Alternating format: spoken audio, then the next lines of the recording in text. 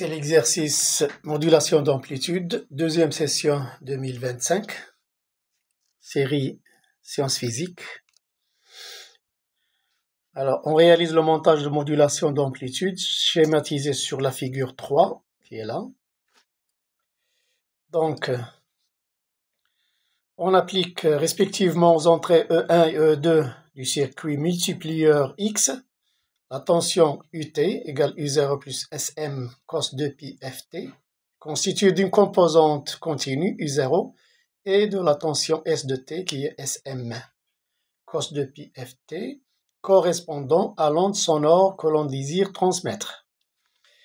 Alors, que l'on va transmettre par l'onde porteuse qui est P de T égale PM cos 2pi grand Ft de fréquence F. À la sortie du multiplieur, on visualise à l'aide d'un dispositif adéquat l'évolution temporelle de la tension de sortie US de T qui est le produit des deux, car U de T fois P de T. Alors on obtient alors le graphique de la figure 4. Le voilà. Bien. On peut écrire la tension US sous cette forme, où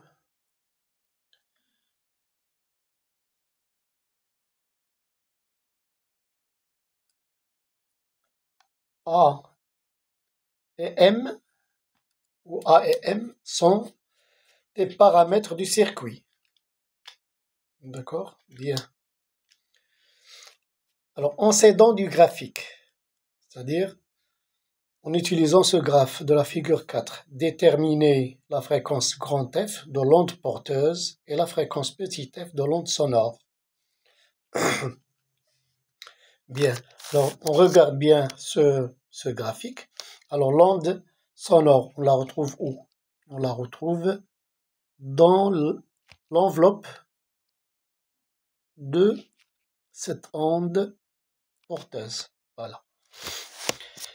Donc ça revient à calculer la période de l'onde sonore et la période de l'onde porteuse. Alors nous avons deux petits carreaux, c'est 0,1 millisecondes. Donc pour l'onde sonore, T sera égal à... Alors nous avons ici 6 petits carreaux, 6 divisions, 12 petites divisions, c'est-à-dire 6 divisions de 0,1, c'est-à-dire 6 fois 0,1 millisecondes, c'est-à-dire 0,6 millisecondes. Voilà. 0,6 millisecondes. Et F qui est 1 sur T sera 1 sur 0,6 10-3. On transforme en secondes, qui est donc 1,66 ou 1666,7 Hz. Voilà.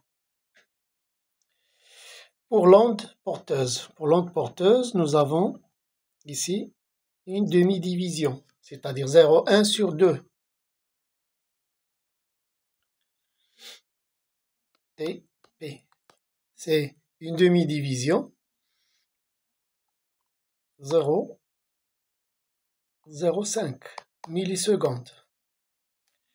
F, c'est 1 sur TP, c'est-à-dire 1 sur 0,05 10-3 secondes. Et ça vous donne 20 10 puissance 3 Hz. Alors remarquez que grand F est très supérieur à petit f. C'est une condition de bonne qualité de modulation.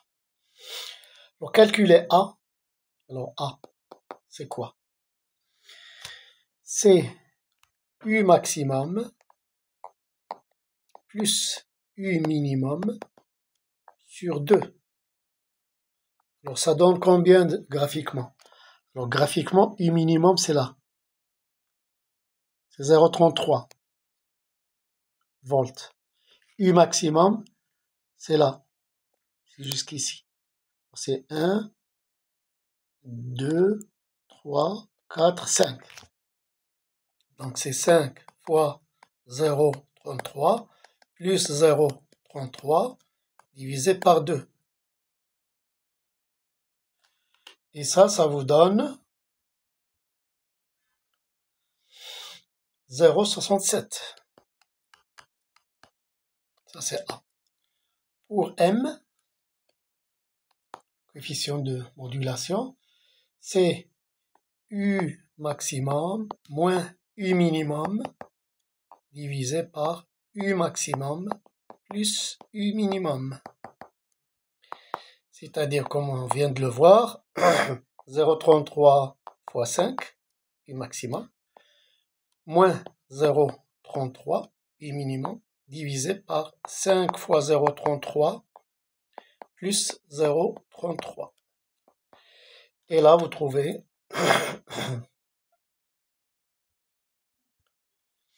voilà, vous trouvez. Alors, pardon, ici, une petite rectification. Ici, pour A, c'est 1, si vous faites le calcul. Et là, c'est 0,67. D'accord? Bien. Donc, conclure pour la qualité de la modulation. Alors, pour que la modulation, alors les conditions d'une bonne modulation.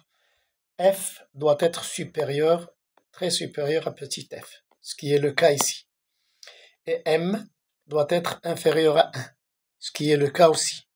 Donc ici, nous avons une bonne modulation.